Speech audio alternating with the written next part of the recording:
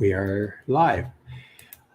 Hello, folks. This is Steve Brule from Studio Brule, and we are with Coffee Time. And today I have a special guest, Kevin Boothby, who has been living on a sailboat since 2008, after he worked with Merrill Lynch for after the crash and famous crash in 2008. And Kevin has been living on his boat since, and before 2008, I think it was 2001 to 2004, you sailed around the world alone. Correct. On the very same boat. Correct. 31 feet. Yes, on deck. Wow. Folks, that is what MGTOW looks like. This is like, this is based MGTOW. Or, right. Right? Well, I think it's we were saying it was MGTOW before MGTOW was a thing. That's right. Yeah. So, Kevin. And I just discovered MGTOW, I'd say, just a year or two ago. So okay. Yeah. Cool. And I think probably the first I discovered this community was Paul Elam. Really? Yeah. That was right around when the Kavanaugh thing was. The Kavanaugh trials, yes. Right. Yes. And also, as I said, I was on the left side of the political aisle most of my life. My father was a school teacher, so I grew up around academia. Yeah, yeah. And so, the Kavanaugh hearing, that was kind of a watershed moment. And that's when I started discovering Paul Elam and also Studio Brule. The Kavanaugh, there was a Fiamengo File. Fiamengo it was Files. A pretty big one. I think it was over right. 2 million views on the Kavanaugh hearing Fiamengo File. So are we live? I want to make sure here. Yeah, we're live. We're sitting a little far from the screens and microphones, folks, so it's a little bit harder than usual for me to keep track of what's going on. So I probably won't see any of the messages and comments in the stream. But we'll just have a conversation about what got Kevin into this. Because look, living on a boat, as romantic as it sounds, it's extreme, and it's especially alone on a small boat. Right. And it's, I mean, it can be trying at times. I would think. Absolutely, yeah. Yeah. And of course, it's work. You have to maintain the boat and all the systems and so forth, and it is more basic living. I mean, you have more basic problems like where are you going to get fresh water? Very big one. That's not on tap. And these days, since I became a YouTuber, getting an internet connection.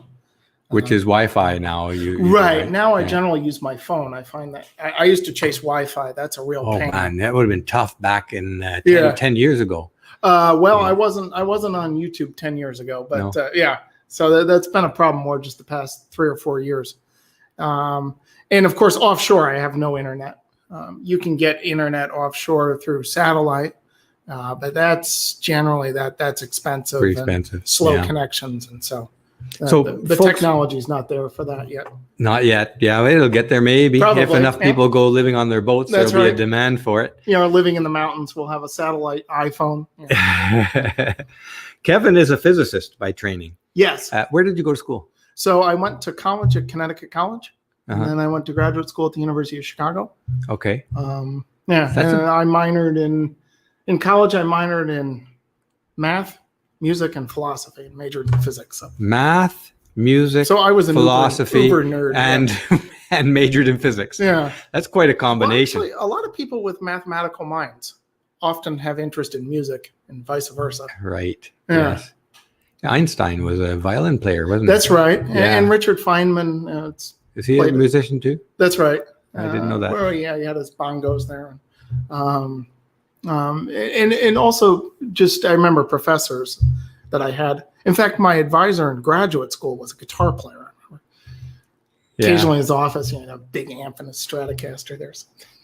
So, folks, the rate that Kevin got to here, it was a circuitous route. And if you don't know his channel, what's it called, Kevin? How to Sail Oceans. So that's his YouTube channel. I think he has 40,000 subscribers. About 20,000. 20,000 subscribers. And every one of his videos gets about 30,000 views. No, about 15. 15 to 20? 15 to 20. Okay. Yeah. Still a pretty healthy channel. Kevin left. It's growing, too. Yeah, for sure. Because when did you start it? It was about 2.5 years ago. Yeah. So it's been steadily growing, but this round the Atlantic, which we're going to talk about, that put me from 10,000 to 20,000. Okay. Now, when did you leave and where from? I left Deltaville, Virginia, and I think it was end of May or it was June. early June. I think it was June 6th. Yeah, when I left. During the lockdowns. That's right. That's right. You escaped. That's right. And I had some contacts who were subscribers in Ireland, and they said you should be all right. So I set off and on the Great Circle route across to Ireland and arrived there on July 9th. It was a 33-day passage. That's a long passage. Yeah, it was a long trip. And you stayed there for how long? I was in Ireland, I think, for about 6 weeks.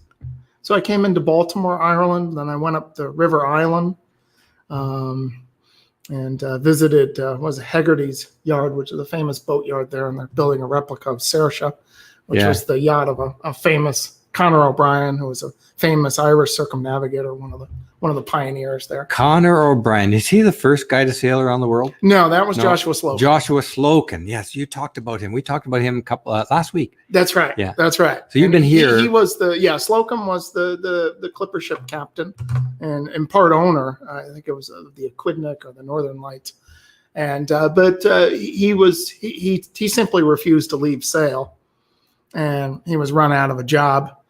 By the late 1800s there. And so it was sort of a joke. A friend of his said, well, I got a ship for you. And it was this old oyster dredger sitting in a mud bank in Fairhaven, Massachusetts. And so he used what resources he had and rebuilt her and named her the Spray, and ended up sailing around the world and originally going to the Med, then getting chased out by pirates, then through the Magellan Straits. We'll have to watch Tapping the Table, because this mic does pick up quite a lot. And across the South Pacific and south of Africa.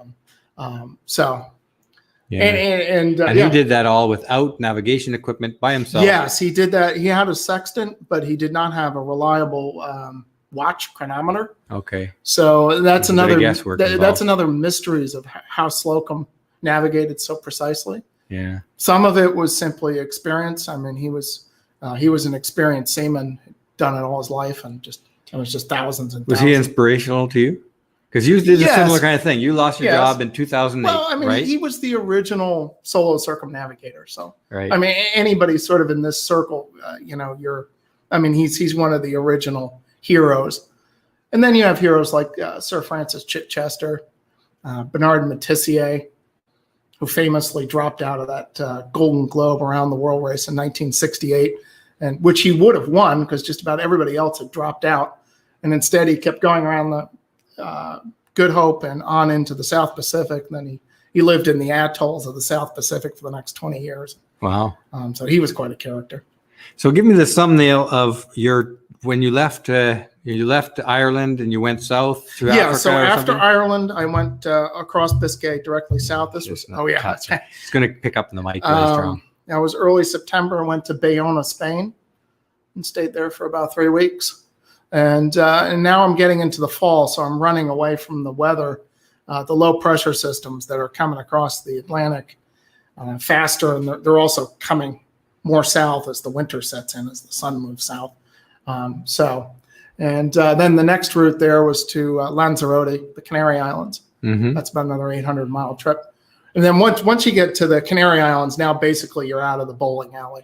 So now you're starting. Bowling alley meaning the storms? That's right. Yeah. That's right. Now you don't have to worry about usually these powerful low pressures. Worst case in the Canaries is you'll get a period of kind of southwesterly winds.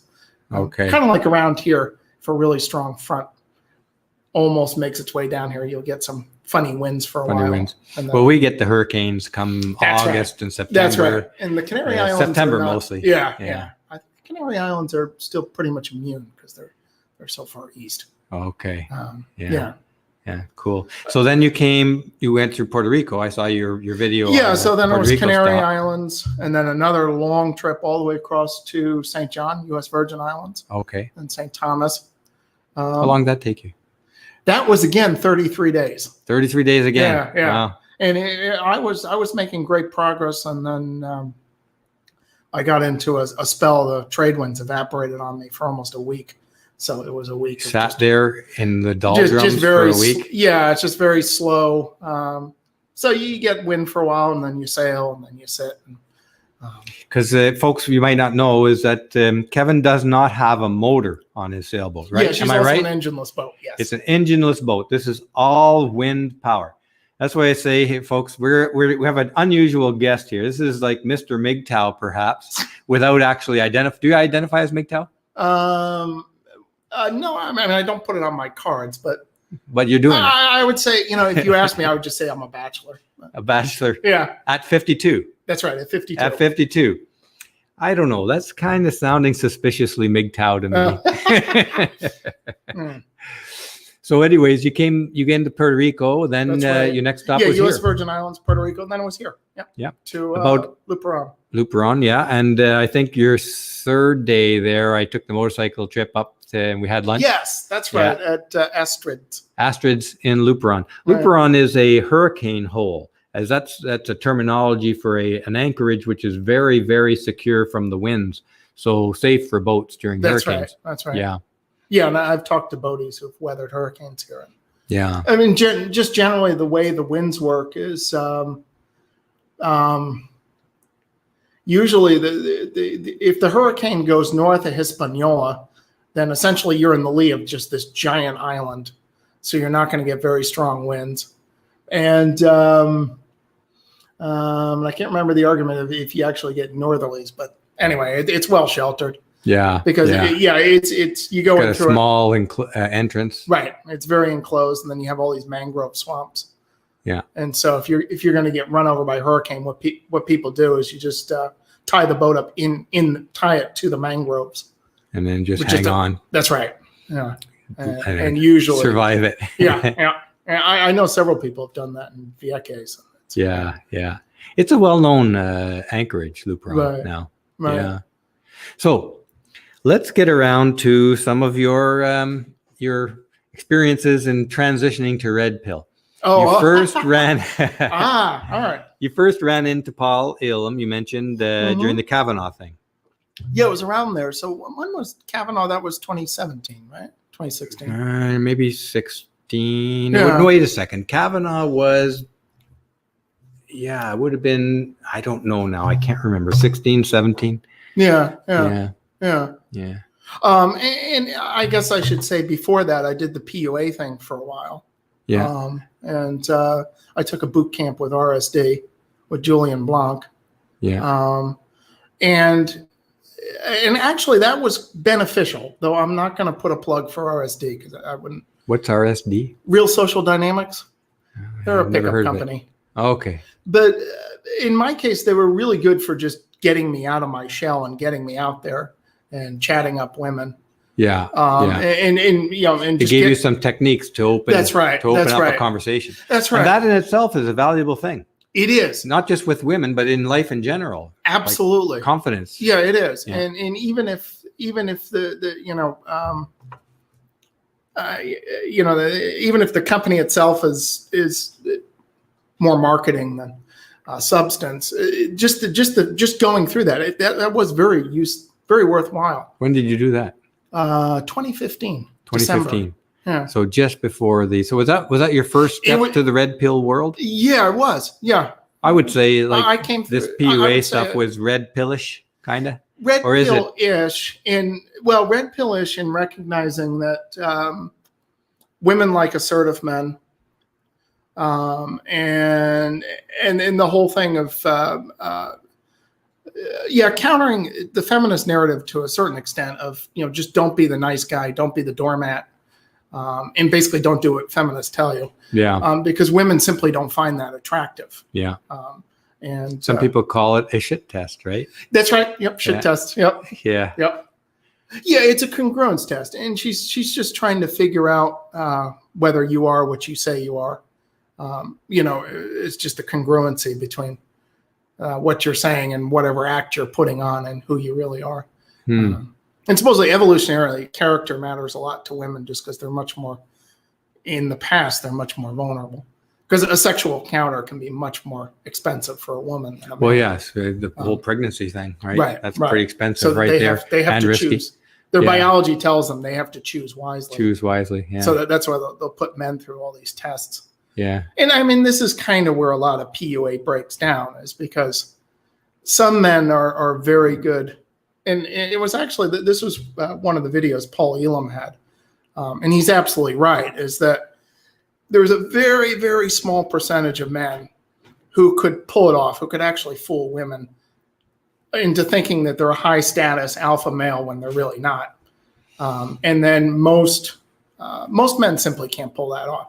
Yeah. Women are just too good at sniffing that out. Sniffing it out. Yeah, for sure. And most men sniff it out too. Yeah, that's right. I that's think right. it does look That's pretty right. fake. That's right. Fake is like flashing red lights everywhere, right? Yep. This is so freaking fake. Yeah. And that brings me to the point that I always thought is that if you just have a little self-respect and be honest, you're going to come across well. That's right. That's right. You don't need all these complicated rules. But but the thing is, you do need some skill, some techniques in just getting out there and learning how to talk to people. Especially if you're not natural at it. That's right. And a lot of men, especially I'll say scientifically oriented. That's men, right. They are right.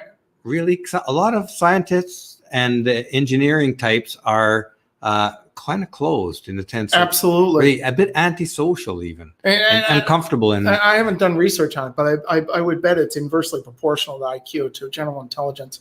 Yeah. Yeah, because you think Asians often have very high IQs, and a lot of times they're socially awkward. Socially awkward. Yeah, I don't know. I'd have to think about that. That's a different. I'm not, as I said, I haven't done any research on that. Yeah, no problem. No, but we want to talk about like your process to like what brought you to today, for instance. Right. So all of this stuff is interesting. You got through the POA thing, and then you got out of that you got a little disenchanted with it. Disenchanted with it. Yeah. Yeah. And when was that? That was right around 2016, 2017. And that's when I stumbled on, I think it was first Paul Elam's. And he had a 3-part series on how to get laid. And I think his arguments still that makes the most sense. Can you remember his argument? Yes, it was, apart from hygiene and all that. And he didn't mention the realities, but there are other just simply realities that women like tall, athletic men. And so forth. Yeah.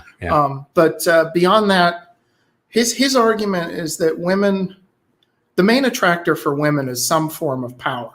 Right. And so we can see that in the obvious cases of like a senator or a sports, an athlete, or Evel Knievel we talked about. Right. Yeah. But another character, Evel Knievel. Yeah, that's right. But if you excel at anything, it could be music, or it could be as an entrepreneur or as an artist. If you are known for excellence in whatever circle you're in, the available women who hang around that circle will be more at your disposal. Yeah. Just because excellence translates into some form of power. Which makes you. Power is the ultimate aphrodisiac. Who said that? Do you remember? I think it was Henry Kissinger. Kissinger said that? I think there's JFK. Something to it. JFK said that? Well, he said to Kissinger, how does a guy like you get all these women? Power is the ultimate aphrodisiac, Mr. President. He's not wrong. No, he's not. Yeah. For women, anyways. Yeah. Yeah. No, yeah. We don't work that way. We're much more visual. Men, the traditional thing is that men seek young, beautiful women. Right. And women seek established, powerful men. Right. The protector provider versus the young, beautiful beauty in a woman and youth is an indicator of ability to reproduce healthy offspring. Right. So this is like, when you think of it evolutionarily, it should be obvious. Right. But unfortunately, our culture is dominated by feminists who don't think rationally in anything. That's right.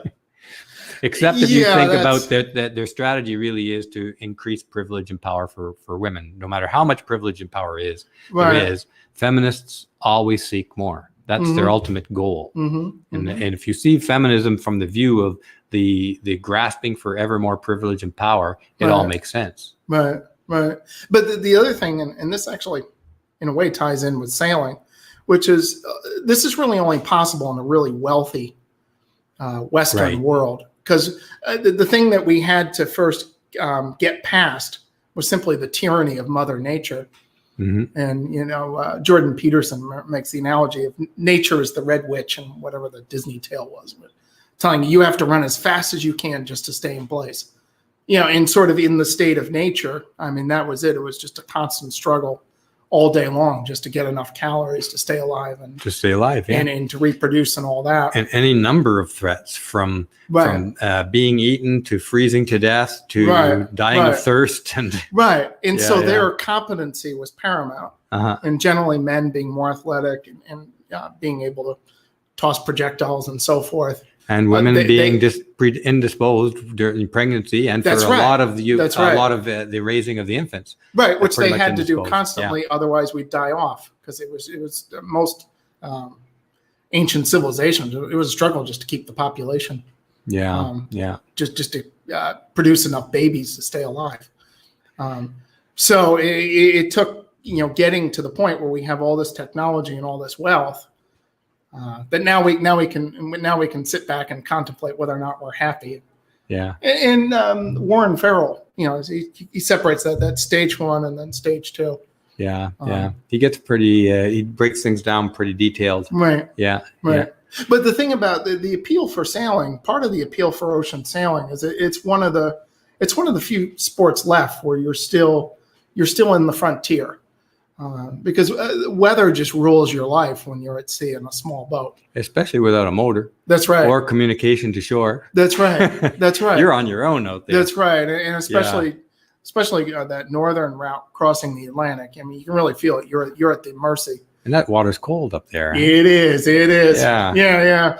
Yeah. People tell you in Ireland, well, it's the Gulf Stream goes there, so it keeps it warm, but. I remember in warm is relative. I had to grease the trim tab. I went swimming there. That's freezing water. I only did one solo distance sail. This was a long time ago, 1994, I think it was. I brought my friend's boat, 5 days on the boat. It was a 27 footer down the Great Lakes from Little Current. Do you know Little Current? No. It's in the Georgian Bay of the North Channel of the Georgian Bay of Lake Huron. Yeah, that's right. Yeah. I agreed because I had just lost my job and his boat was up there and he didn't have time to go and get it. I said, I'll go get your boat back for you. Yeah. So I drove his sister's car up. His sister took his car from there and I sailed his boat back to Sarnia. All in all 5 days. And the last day I met a friend in Goderich, I think it was. But that taught me that I'm not a solo sailor. I sailed all my life and I'd never done a really long solo sail. And to me, that was really long and nothing like 33 days. Right. But to me, I learned that I didn't really like being alone all day, every day. Right. I remember seeing some things and thinking, geez, I wish I had somebody to talk to about that. Mm-hmm. You know what I saw? I'm in the middle of the Lake Huron. Lake Huron's as wide as you can't see either side when you're in the middle of Lake Huron. It's sort of a very, very Lake big lake. Yeah. Very wide lake. It's about 50 miles across, I think. Yeah, something like that. Yeah. And I was sitting there. I had a rope tied off to the tiller. Yeah. And I was sitting there. I had it lashed just so I wouldn't have to hang on to the. Right. I set the sails in the right way and just tied the tiller over to the side. And I'm sitting there. I think I'm having a coffee or something or a sandwich. I'm just sort of blank staring out at the water. And I see this seagull floating on the water out in the middle of the lake. I said, "Oh, isn't that interesting?" And they see him going up and down in the little waves there. And all of a sudden, he tries to fly off the surface, and he gets till his last foot is about leaving the surface, and then he disappears foot first right down into the ocean, into the water. I think a big sturgeon or some big fish grabbed him by the foot and hauled him down. And I looked around for that bird. He wasn't very far away from the boat, maybe 20, 30 feet away as I sailed by. I was thinking, what's a pigeon or what do you call seagull doing out floating around by himself out in the middle of Lake Huron, right? But he didn't live much long after that. Right. Well, it could have been he was trying to get away from the predator. That's why he was trying to fly. He tried to fly away, and then he just suddenly disappeared feet first into the water. Right. And I thought, it could have been. Nobody's going to believe this. A big fish just hauled him down. Yep. I don't know if it ate him, but it probably drowned him. Yeah. Again, nature, Yeah. It's the most basic economy is the economy of calories. Right. You just try to get those calories so you survive them. Yeah. Absolutely. So you've sailed all your life? Pretty much. My father was a sailor, and he was a school teacher, so he would take the family sailing during the summers. And this was in Connecticut. Okay. So that's where I got the bug. Yeah. My sister did not. My sister never liked sailing from the start. So, Yeah, and we're just complete opposites. Yeah. My sister was similar. Our family was into sailing from a young age. Yeah. And none of the boys, well, I think two of my brothers actually had boats. I think one of them still does. And then my sister never really took to it at all either. Mm-hmm. Yeah. Mm. So is this your first boat you bought? You've had it since 2001. That's right. Well, no, it's my second boat. So the first boat, actually, when I worked at Arthur Anderson in Chicago, I bought a boat. It was a fiberglass version of a Rocinante, which is an old L. Francis Herreshoff. I wouldn't know it. Yeah. Beautiful little boat. Yeah. But not a boat you could go to sea in. Oh, yeah. This is your first live-aboard boat. Yeah, in a boat that you could go to sea in. So after 13 years of living on it. 2008. Is this 13 years? Yeah, it is. 2008. Jeez. Well, a little shy of 13 years. Yeah, because when the crash happened, that was in the fall in 2008. I think that it was in the fall. September, And I think. Right. Yeah, I'm pretty sure. No, it was in the fall of 2007. 2008, I'm pretty sure. 2008. Yeah, that's right. So you left almost immediately, or shortly after that period, you lost your job there? Right. So it was. Yeah, I lost my job. Yeah, it was fall of 2008, and then the boat was still in Maine, and so I moved back to my parents' place and started working on the boat, and I spent all summer. That's right. And then I finally got her in the water. It was the end of November in 2009. Okay. And I took off for the Virgin Islands, and I think it was around December 1st, and went from Maine direct to Bermuda. You left Maine in December? Yeah, I think it was December 1st. That must have been a pretty rough ride. Passage, because I remember I got frostbitten feet when I arrived in Bermuda. Yeah. Awful. And yeah. And so and then I that was your christening with a friend to of live mine who's a aboard. medical doctor, and said my feet are killing me. He said, that's good. They're going to recover. So if you can't feel anything, then you're in trouble. Yeah.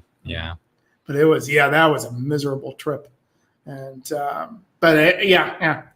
To me, this sounds like you went MGTOW in 2008. Like that's it. Yes, and that was like you're going your own way. Right. Whatever people think MGTOW is, okay. But right. the terminology, men going their own way, it's hard to argue that you're not going your own way. Yeah, that's well. In 2008, when I left or got kicked out the door at Merrill Lynch, that was the moment when I knew I was never going back to the corporate world.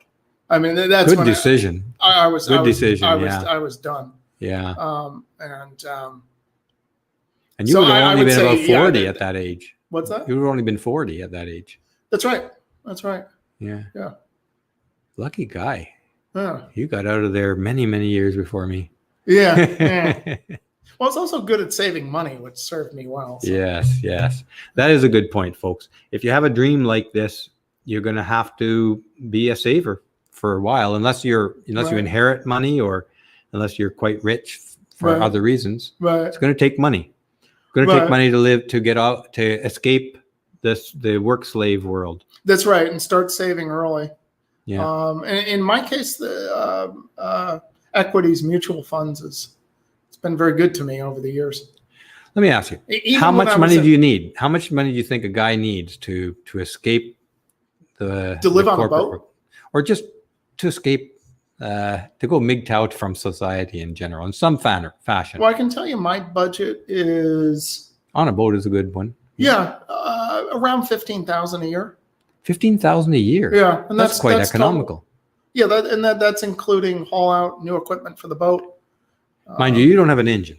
That's right. That saves quite a bit of money. But still, I have to replace my sails. Oh, that's not cheap. That's not cheap. And then also just equipment on the boat breaks down. And the boat is smallish. 31 is for a weekend. 31 is a good sized boat. The stove oven this year, so that's $1,300. And so forth. But still.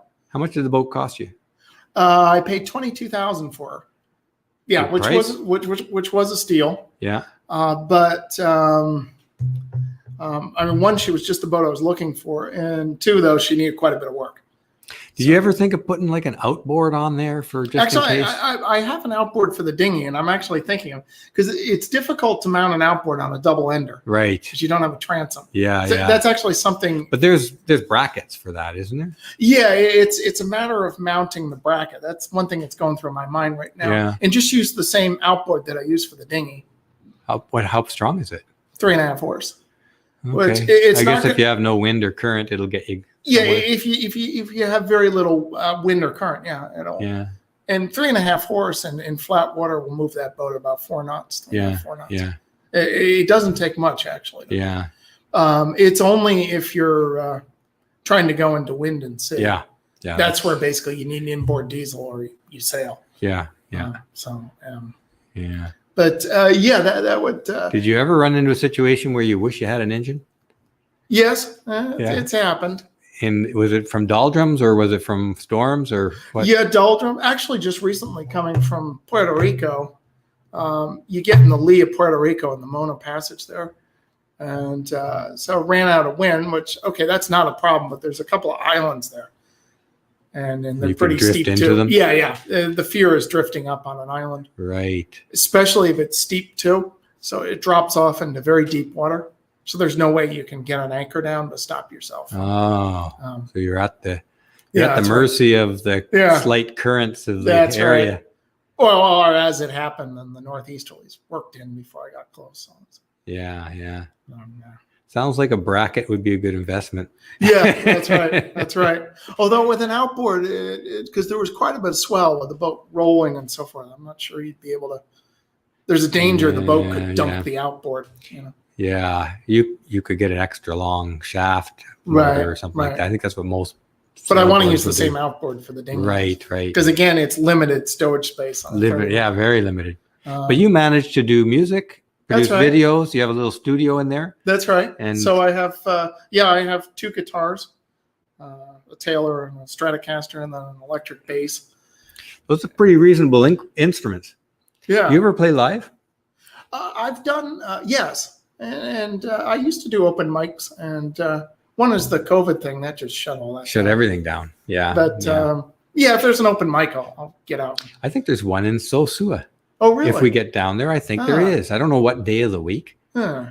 but we're planning to go to Sosua. Sosua, for those folks who don't know, is about 30, 40 minutes to the, my camera's reversed, but 30, 40 minutes to the east of here. 30, 40 minutes. Yeah. Right. Yeah. And Luperon is about an hour to the west by driving, because we have to go, you have to do a little bit of wiggling around and the roads aren't too fast. Right. Yeah. Yeah. It's only about 50 kilometers. That's already an adventure in itself. Yeah. Driving in the Dominican Republic. Especially your first time. I have to say you're courageous to rent a car on your first time here and drive through into Puerto Plata. Yeah. Mind you, you haven't got into the thick of Puerto Plata yet. Ah. We're on the Luperon side. It won't be a problem though, because we won't go in rush hour. Right. Yeah, I noticed when you get to the towns, it gets pretty chaotic. It gets And you have all these motorcycles that are crisscrossing. The motorcycles are as thick as flies. Yeah. Thick as mosquitoes in the bayou or something. Right. The first time I saw that, they're sometimes going in the right lane, sometimes in the left lane. they travel in every which way. That's one of the hardest things to get used to on the road, is when you have motorcycles coming down both sides of your car on a 2-lane road. Yeah. Right? Just having that, you just never know who's going to pop out in what direction. Right. Yeah.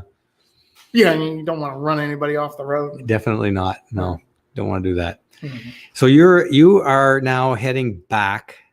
I guess you're going to want to beat the hurricanes up to Maine, right? So back to from here, I'll go direct to Miami, Florida. Maybe stop in the Bahamas, but probably not. And then back to Virginia. And then it's going to be time to haul the boat out again, because she's going to need her annual maintenance, which usually takes about a month. Okay, a month of maintenance. Yep. Yeah. Yep. And do you stay with your parents during that period, or? No, I'll go back to Virginia and haul the boat out.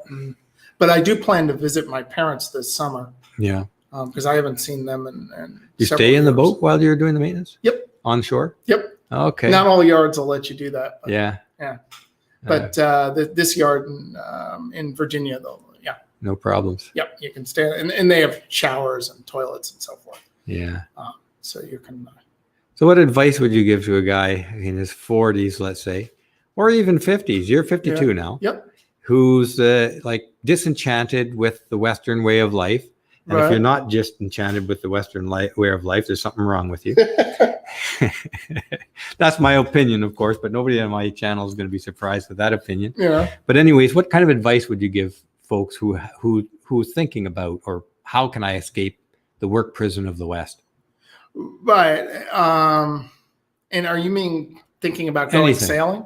No, anything you have. Like, well, obviously going sailing is your chosen route. Yeah. But apart from that, we talk about finances, save some money. Yeah, absolutely. But you want to start saving money, as I say, early.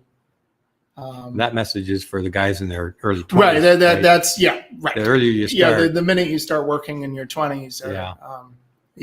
Try to live under your means and start socking away a little money every paycheck. I have to concur, because I did the same thing. I didn't think about it that way, but I always had this sense, even when I first started my job, I always had the sense in the back of my head that this job is a kind of a prison. And I want to escape prison. I want my freedom. Yeah. So when other guys were buying new cars or buying a house and getting furniture and all that, I lived for years with the same furniture I went to university with. Yep, I did the same thing. That's right. And I put my money aside as much as I could. I bought mutual funds, like you said. I bought some stocks and stuff like that. And I have to say, even though having gone through a separation with my son's mother and a custody court case and a divorce, I actually came out on my feet after the end of it. Wow, that's well done. It was touch and go for a while, but because I had to self-represent for 7 years in court, and then did the divorce without a lawyer as well. Right. So that helped save a lot of money. Lawyer fees, and you can do it yourself, folks. You can do it all yourself. If you're going into a bad situation, you really want to think about protecting the resources you have, because they can all disappear. That's right. Yeah, that's right. So whatever you can do to protect your resources, that's going to help you. But sorry, I cut you off there. Right. So one is, for younger guys is, get used to living a bit under your means and socking away money each paycheck or each month. Yeah. So that's, compound interest is your friend. Yeah. The only thing I would say with boating is that as far as the expense, there's all different levels you can come in at, and there's a lot of production boats from the 70s that were very well built. And with some TLC, could be very fine live-aboard boats, which you could pick up for a song, probably $10,000, and put some work into it. And you can live on the cheap. People do that here. A lot of the people anchored in Luperon, and so. But you're spending $15,000 a year. Yeah, that's pretty darn cheap. That's barely over $1,000 a month. Yeah, that's right. Yeah. I think it came out around 1,250 or something. Yeah.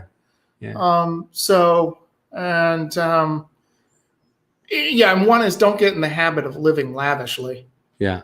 And I think we both of us saw that when you get into the corporate world, as most people, when that paycheck comes in, that's right. Then all of a sudden, all of a sudden you're living the life, but then the paycheck goes away. And then a second home, and then a lot of these guys end up with nothing after a divorce. Right. I knew a guy who left the company after 10 years of working. Right. Has a good salary as an engineer, but he went to strip clubs and everywhere he wanted to go when he wanted to go, and drain your money. Putting $5 bills into the G strings, and the guy left after 10 years with nothing but his motorcycle and a suitcase. Right. 10 years of work. Yeah. Definitely don't. You want to avoid those temptations, man. That's right, for sure. Your freedom, probably the most important thing you'll ever have. Well, I should say your health first. Your health. Yeah, freedom doesn't do you any good. Your health, protect your health under every measure, and then your freedom for sure. Right. And okay. So then the second point is that is don't get yourself too acclimated to the high life there and posh things, because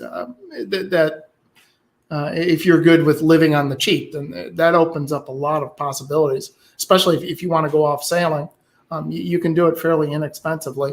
Yeah. And so, and that's a life where you can have a lot of freedom. Yeah, for And sure. basically, I mean, you know, You have to be of a certain kind of mentality. You to do. live alone on a boat is not. but your it's master, very extreme. your master is more the sea than people. Yeah. And I like that, because it's sort of like it's an honest foe. It's an enemy I can understand.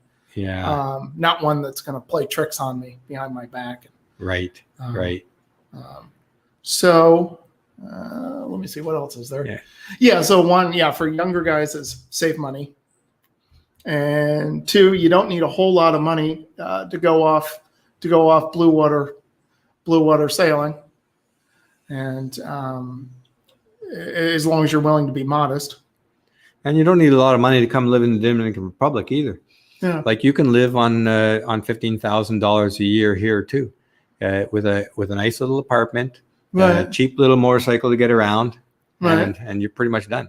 Right. It's an entirely different kind of lifestyle, of course. And the other thing is, and then the other thing is, don't buy into this. I think it's kind of a false dream, which is because I see a lot of people who are starting off sailing away, and their dream is that they're just going to sit on the beach and drink martinis.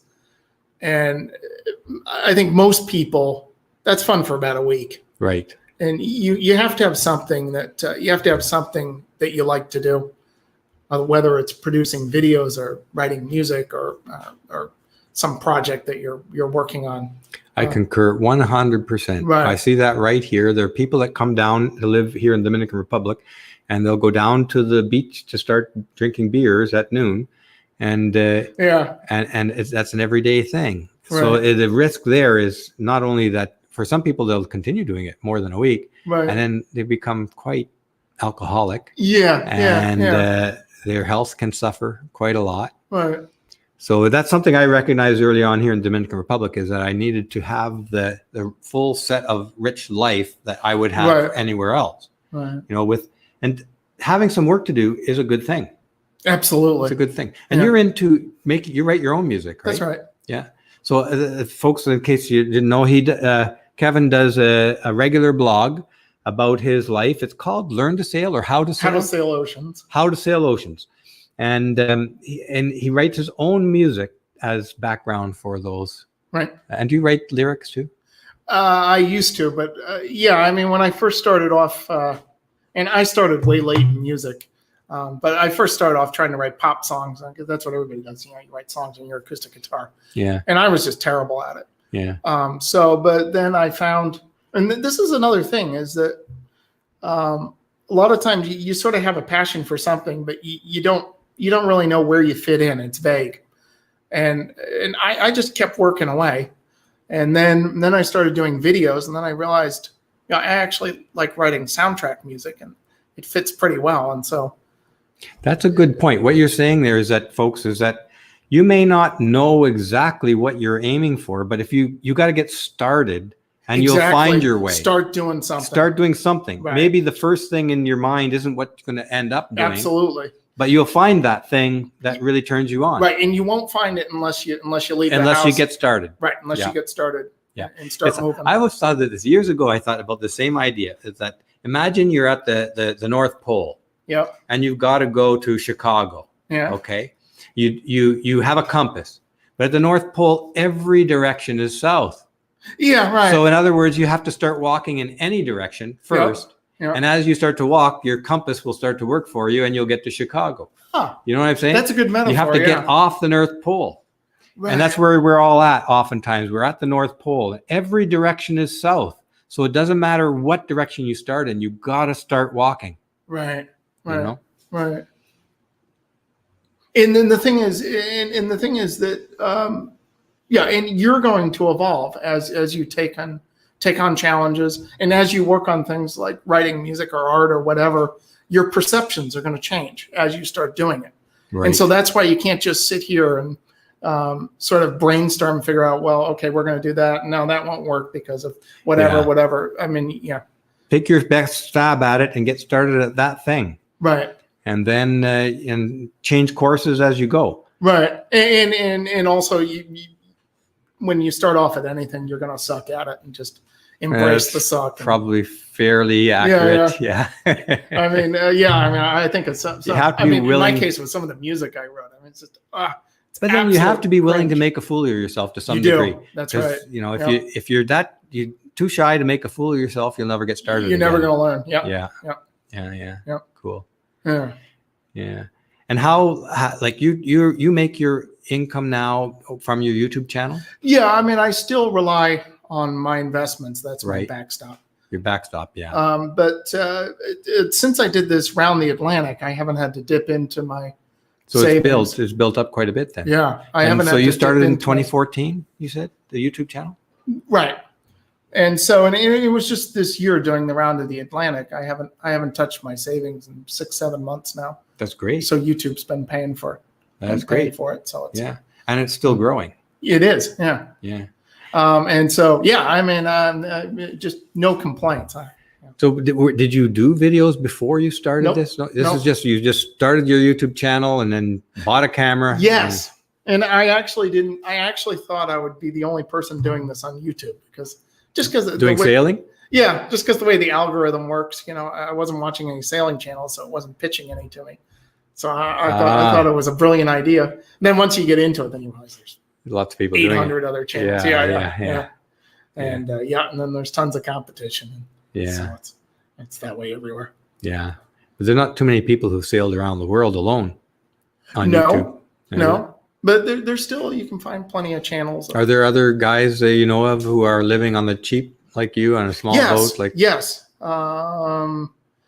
There's a whole bunch of, I can't think of it off the top of my head, but yes, there's a whole bunch of channels.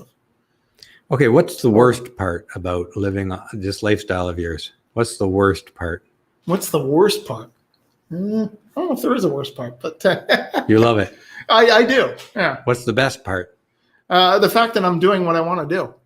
I mean, since I was young, when I started reading books by authors like Alan Villiers and Sterling Hayden and Joshua Slocum, I always wanted to be a professional sailor. Oh, okay. This is a lifelong dream. It is. And it all kind of. And the motivation was the loss of your job. It was. Yeah. Were you and depressed at first from losing your job? What's that? Were you upset or depressed at first? Somewhat, but I was never planning to stay. Okay. Because as I said, I was always dreaming of escape and sailing the world's ocean. So it felt more like all right, now this is it. It's time to go. This is where it gets real, Yeah. How did you feel about that at that time? Were you nervous? Yes, I was.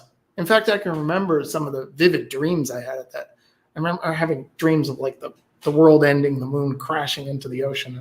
I think those were definitely stress dreams. Stress, yeah. Right, yeah. Just your subconscious. It suddenly became all real. Right, yeah. Right. That your life might end here. Yeah.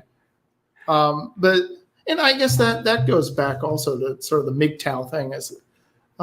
Even though it's, well, I mean, unless you're making videos or doing art, there are no professional sailors anymore, or you're racing. But for me, it was the appeal of the profession is it still had, it's a profession that's based on merit, and it's also just has an essential masculine quality to it. Definitely. It's you're tested. Your endurance is tested. Your intelligence is tested. Especially in the old days before electronic navigation, sextant navigation was tricky. Does the sailing lifestyle keep you fit, you feel? It does, although I just went running the other day. So especially when you're sitting in one place for some time. Yeah. And that actually does become an issue. Yeah. Just because it's no walking space in the ocean. Right. Yeah. Right. And if there's places you can swim, I'll do that. Yeah. Or around here in Luperon, you can go running on the back roads there. Right. That is a bit of an issue, is keeping fit. And occasionally I've stopped in places, like when I was in Key West for a month, I got a gym membership, so I could work out. Okay. Well, yeah, Key West would have a lot of stuff down there for Right. sure. Right. Yeah. Right. Let me see if I can get some questions. I'm going to just check the comment stream before, because we've been on about probably an hour now. Have we? 49 minutes. Let me just see if I can get any questions from the audience here.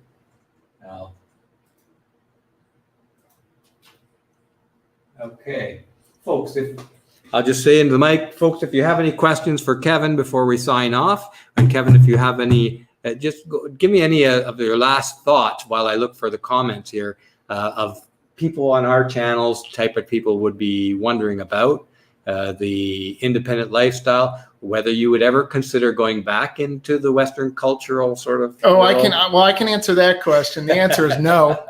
On that I concur. And the other thing is that if you leave, especially something a careerist profession like the corporate world, if you're a financial analyst like I was or something like that, there's a time limit. If you're out of it for more than 4 or 5 years, that gap in your resume is going to make you unemployable after a while. So yeah, but it's. I'll just say it's not because, I mean, at this point, it's not because I can't go back. It's because I don't want to go back to that. So as I say, I mean, a lot of sort of different threads came together, and I'm doing just what I want to do. So I wouldn't, I'm not complaining. Here's a question here is, what are your overall thoughts on the MGTOW life? Well, that's hard to say because I'm pretty much living it. And well, I mean, I've always been a bit of a loner, so I don't think I have the perspective on that of of somebody who's been married and so forth and sort of been plugged into the matrix. So for me, MGTOW for me is normal. It's it's sort of just breathing air and. Do you need a captain's license? No, you don't. Not if you own the boat, not in the States. I had a 100-ton license and I let it expire because it's expensive to keep renewing it and it's a pain, and I never used it. I had the license for 15 years and just never used it. It's only if you're going to drive charter boats or do boat deliveries, which can be a source of income. You might want to get a license, but if you're off sailing in your boat, no. Cool. And what was the worst harbor you ran into? The worst harbor. The worst harbor. Oh, geez. I can think of some terrible anchorages, but or anchorages, yeah. Yeah. Anchorages or harbors. That's right. Boy, that's a tough one.